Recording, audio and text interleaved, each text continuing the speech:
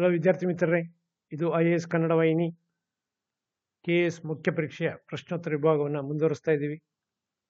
ಇಂದಿನ ಪ್ರಶ್ನೆ ಈ ರೀತಿಯಾಗಿದೆ ನೋಡಿ.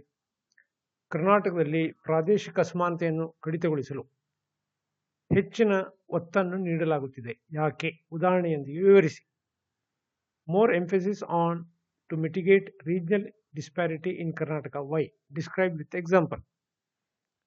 ಅಂದರೆ ಕರ್ನಾಟಕದ ಒಂದು ಅಭಿವೃದ್ಧಿಯ ವಿಷಯಕ್ಕೆ ಸಂಬಂಧಿಸಿದಂಥ ಪ್ರಶ್ನೆ. ಈ ಪ್ರಶ್ನೆಯನ್ನು ಈ ರೀತಿಯಾಗಿ ತಾವು ತೆಗೆದುಕೊಳ್ಬೋದು, ಉತ್ತರಿಸ್ಬೋದು. ಮೊದಲನೇದು ಆರಂಭ. ಇದಕ್ಕೆ ಈ ಪ್ರಶ್ನೆಗೆ ಒಂದು ಭೌಗೋಳಿಕ ಹಿನ್ನೆಲೆಯೊಂದಿಗೆ ಪ್ರಾರಂಭ ಮಾಡಿದ್ರೆ ಒಳ್ಳೆಯದು. ಕಾರಣ ಇಷ್ಟೇ, ಕರ್ನಾಟಕದ ವೈವಿಧ್ಯಮಯವಾದಂತಹ ಭೌಗೋಳಿಕ ಹಿನ್ನೆಲೆ ಇಂಥ ಒಂದು ಪ್ರಾದೇಶಿಕ ಅಸಮಾನತೆಗೆ ಒಂದು ನೈಜ ಕಾರಣವಾಗಿದೆ ಅಂತ ಹೇಳಿ ತಾವು ಪ್ರಾರಂಭ ಮಾಡ್ಬೋದು. ಏನದು ಹಾಗಾದರೆ? ನೋಡಿ, ಕರ್ನಾಟಕದ ಒಟ್ಟಾರೆ ನಾವು ಭೂಭಾಗವನ್ನು ತೆಗೆದುಕೊಂಡಾಗ ಕೆಲವು ಶುಷ್ಕ ಪ್ರದೇಶಗಳಿವೆ. ಅಂದರೆ ಈ ಒಣ ಭೂಮಿಗಳು, ಒಣ ಬೇಸಾಯದ ಭೂಮಿಗಳು ಇವೆ. ಇನ್ನು ಕರಾವಳಿ ಪ್ರದೇಶಗಳು ಇವೆ. ಆಮೇಲೆ ಪಶ್ಚಿಮ ಘಟ್ಟದ ನಿತ್ಯಹರಿದ್ವರ್ಣ ಕಾಡುಗಳು ಇವೆ. ಹಾಗೂ ದಕ್ಷಿಣ ಕರ್ನಾಟಕ ಹೆಚ್ಚು ಫಲವತ್ತಾದ ನದಿಗಳಿಂದ ಕೂಡಿದಂಥ ನಾಡು ಆಗಿದೆ.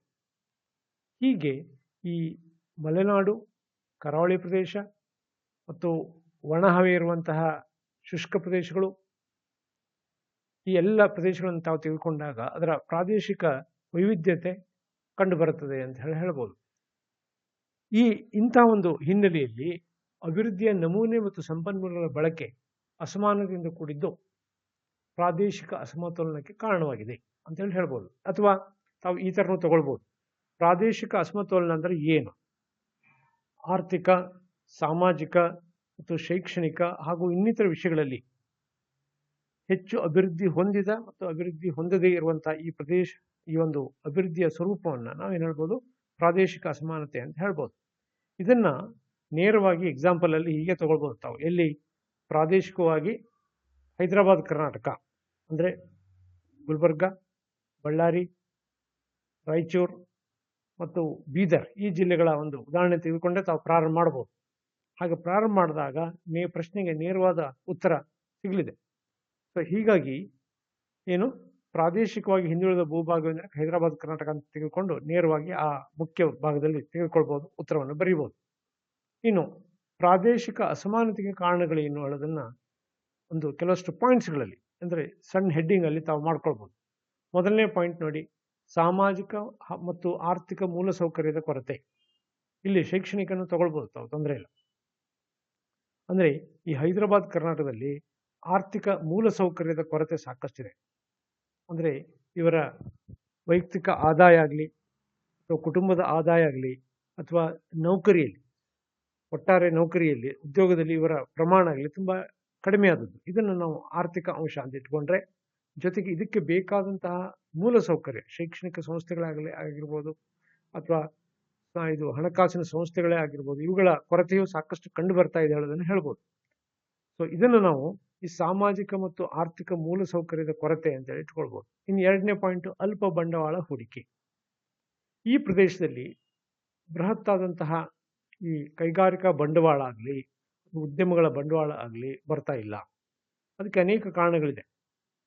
ಅಲ್ಲಿಯ ಏನು ಜನ ಸಂಪನ್ಮೂಲ ಅಥವಾ ಈ ಜನಸಂಖ್ಯೆಯ ಸಂಪನ್ಮೂಲಗಳ ಅಂಶವನ್ನು ಆಧರಿಸಿ ಮತ್ತು ಒಟ್ಟಾರೆ ಹಿನ್ನೆಲೆಯನ್ನು ಆಧರಿಸಿ ಬಂಡವಾಳ ಕಡಿಮೆ ಹೂಡಿಕೆ ಆಗ್ತಾ ಇದೆ ಹೇಳೋದನ್ನು ಹೇಳ್ಬೋದು. ಸೊ ಇದನ್ನ ಆಕರ್ಷಿಸಲು ಸಾಕಷ್ಟು ಗಮನ ನೀಡಬೇಕು ಹೇಳುವಂಥ ಅಂಶ. ಇನ್ನು ಮೂರನೇದಾಗಿ ಸರ್ಕಾರದ ನೀತಿ. ಸುಮಾರು 1950ರ ನಂತರ ಈ ಹೈದರಾಬಾದ್ ಕರ್ನಾಟಕದಲ್ಲಿ ಸಾಕಷ್ಟು ಅಭಿವೃದ್ಧಿಯ ಅಂಶಗಳು ಆಗಿಲ್ಲ.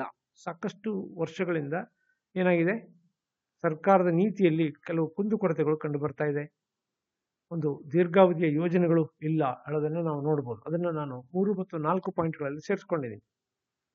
ಅಂದರೆ ಸರ್ಕಾರದ ನೀತಿ ದಕ್ಷಿಣ ಕರ್ನಾಟಕದಲ್ಲಿ ಹೆಚ್ಚಾಗಿ ಕೇಂದ್ರೀಕೃತವಾದದ್ದು. ಉದಾಹರಣೆಗೆ ಬೆಂಗಳೂರು ಮೈಸೂರು ಭಾಗ, ಬೆಂಗಳೂರು ಮೈಸೂರು ಮತ್ತು ತುಮಕೂರು ಭಾಗ ಅಂತ ಹೇಳ್ಬೋದು. ಈ ಪ್ರದೇಶದಲ್ಲಿದ್ದಾಗ ಏನಾಗುತ್ತೆ, ಈ ಗುಲ್ಬರ್ಗ, ಬೀದರ್ ಮತ್ತು ಈ ಪ್ರದೇಶಗಳ ಒಂದು ಅಭಿವೃದ್ಧಿಗೆ ಸಾಕಷ್ಟು ಗಮನ ಸಿಗ್ತಾ ಇಲ್ಲ. ಅದೇ ರೀತಿ ಒಂದು ನಿರ್ದಿಷ್ಟ ಯೋಜನೆ, ಅಲ್ಲಿ ಕೊರತೆ ಕಾಣ್ತಾ ಇದೆ, ನಿರ್ದಿಷ್ಟ ಯೋಜನೆಯ ಕೊರತೆ ಕಂಡು ಬರ್ತಾ ಇದೆ. ಇತ್ತೀಚೆಗೆ ಡಾಕ್ಟರ್ ನಂಜುಂಡಪ್ಪ ಅವರ ವರದಿಯನ್ನು ತಾವು ಉಲ್ಲೇಖ ಮಾಡಲೇಬೇಕಿಲ್ಲ ಈ ಪ್ರಶ್ನೆಗೆ, ಇಲ್ಲಾಂದರೆ ಮಾರ್ಕ್ಸ್ ಕಡಿಮೆ ಬರ್ಬೋದು. ಕಾರಣ ಅದು ಸಾಕಷ್ಟು ಗಮನಾರ್ಹವಾದ ಕೆಲವೊಂದು ಶಿಫಾರಸುಗಳನ್ನು ಮಾಡಿದೆ ಮತ್ತು ಈ ಪ್ರಾಂತದ ಅಭಿವೃದ್ಧಿಗೆ, ಸಮಗ್ರ ಅಭಿವೃದ್ಧಿಗೆ ಕೈಗೊಳ್ಳಬೇಕಂತ ಕ್ರಮಗಳನ್ನು ಸಹ ಉಲ್ಲೇಖ ಮಾಡಿದೆ, ಶಿಫಾರಸು ಮಾಡಿದೆ. ಸೊ ಹೀಗಾಗಿ ಅದನ್ನು ತಗೊಳ್ಳೇಬೇಕಾಗತ್ತೆ. ಸರ್ಕಾರ ಇತ್ತೀಚೆಗೆ ಇದನ್ನ ಕಲ್ಯಾಣ ಕರ್ನಾಟಕ ಅಂತ ಹೇಳಿ ಹೆಸರು ಉಲ್ಲೇಖಿಸಿ ಅಥವಾ ನಾಮಕರಣ ಮಾಡಿ ಕೆಲವೊಂದು ಕಾರ್ಯಕ್ರಮಗಳನ್ನು ಹಮ್ಮಿಕೊಂಡಿದೆ ಅಂತ ಹೇಳಿ ಹೇಳ್ಬೋದು. ಮತ್ತೆ ಬಜೆಟಿನ, ಒಟ್ಟಾರೆ ಬಜೆಟಿನ ಕೆಲವೊಂದು ಭಾಗವನ್ನು, ಬಹಳ ಭಾಗವನ್ನ ಈ ಪ್ರದೇಶಕ್ಕೆ ಮೀಸಲಾಗಿಡ್ತಾ ಇದೆ. ನೀರಾವರಿ ಯೋಜನೆ ಇರ್ಬೋದು, ಅಥವಾ ಕೃಷಿ ಯೋಜನೆಗಳೇ ಇರ್ಬೋದು, ಶೈಕ್ಷಣಿಕ ಸಂಸ್ಥೆಗಳೇ ಇರ್ಬೋದು, ಉನ್ನತ ಶಿಕ್ಷಣ ಸಂಸ್ಥೆಗಳೇ ಇರ್ಬೋದು, ಇವುಗಳನ್ನೆಲ್ಲ ಸ್ಥಾಪಿಸಲು ಮುಂದಾಗಿದೆ ಹೇಳೋದನ್ನು ತಾವು ಹೇಳ್ಬೋದು. ಇನ್ನು ಉಪಸಂಹಾರ, ಅಂತ್ಯವನ್ನು ಯಾವ ರೀತಿ ಮಾಡಬೇಕು ನೋಡಿ. ಪ್ರಾದೇಶಿಕ ಅಸಮಾನತೆಯ ಆಯಾಮ ಕೇವಲ ಆರ್ಥಿಕ ಸ್ವರೂಪವನ್ನು ಹೊಂದಿರುವುದು ಮಾತ್ರವಲ್ಲದೆ ಬೇರೆ ರಾಜ್ಯದ ಕೂಗನ್ನು ಪ್ರಚೋದಿಸಬಹುದು. ಅಂದರೆ ಯಾವಾಗ ಆರ್ಥಿಕ ಮತ್ತು ಈ ಸಾಮಾಜಿಕ ಅಸಮಾನತೆ ಹೆಚ್ಚಾಗಿರುತ್ತೋ, ಎಲ್ಲ ಕಡೆ ಕಂಡುಬರುವಂಥ ವಿಷಯ ಏನಂದರೆ ಆ ಪ್ರದೇಶ ತನಗೆ ಸರಿಯಾದ ಗಮನ ಸಿಗ್ತಾ ಇಲ್ಲ, ಹೀಗಾಗಿ ತಾವು ಬೇರೆ ರಾಜ್ಯವನ್ನು ಹುಟ್ಟಾಕ್ತೀವಿ, ಬೇರೆ ಸ್ವತಂತ್ರ ರಾಜ್ಯವಾಗಿ ನಾವು ಬರ್ತೀವಿ ಹೇಳುವಂಥ ಅಂಶ ಕಂಡು ಬರ್ತಾ ಇದೆ. ಸೊ ಇದು ಈಗಾಗಲೇ ಕೆಲವಷ್ಟು ಪ್ರದೇಶಗಳಲ್ಲಿ ಅಥವಾ ಕೆಲವೊಂದು ಸಂದರ್ಭಗಳಲ್ಲಿ ಕಂಡು ಬಂದಿದೆ. ಸೊ ಇದು ಆಗುವಂಥ ಅನಿವಾರ್ಯತೆ ಇರಬಹುದು ಅಥವಾ ಆಗಬಹುದು ಅಥವಾ ಪ್ರಚೋದನೆಗೆ ಅವಕಾಶ ಸಿಗಬಹುದು ಹೇಳುವಂಥದ್ದನ್ನು ತಾವು ಉಲ್ಲೇಖ ಮಾಡಬಹುದು. ಆದರೆ ಅಖಂಡ ಕರ್ನಾಟಕದ ಕನಸಿಗೆ ಪ್ರಾದೇಶಿಕ ಅಸಮಾನತೆಯನ್ನು ಹೋಗಲಾಡಿಸುವುದು ಅನಿವಾರ್ಯ, ಎಲ್ಲ ದೃಷ್ಟಿಯಿಂದ ಅನಿವಾರ್ಯ. ಯಾಕಂದರೆ ಸಾಮಾಜಿಕ ಸಮಾನತೆ ಮತ್ತು ಒಂದೇ ಕರ್ನಾಟಕ ಹೇಳುವಂಥ ಅಂಶವನ್ನು ನಾವು ಗಮನದಲ್ಲಿಟ್ಟುಕೊಂಡು ಈ ಅಂಶವನ್ನು, ಅಭಿವೃದ್ಧಿಯನ್ನು ಮಾಡಲೇಬೇಕು, ಈ ಪ್ರಾದೇಶಿಕ ಅಸಮಾನತೆಯನ್ನು ಕಡಿಮೆ ಮಾಡಲೇಬೇಕು ಹೇಳುವಂಥ ಅಂಶವನ್ನು ತಾವು ಅಂತ್ಯದಲ್ಲಿ ಉಲ್ಲೇಖಿಸಬಹುದು. ಸೊ ಮುಂದಿನ ಸಂಚಿಕೆಯೊಂದಿಗೆ ಭೇಟಿಯಾಗೋಣ. ನಮಸ್ಕಾರ.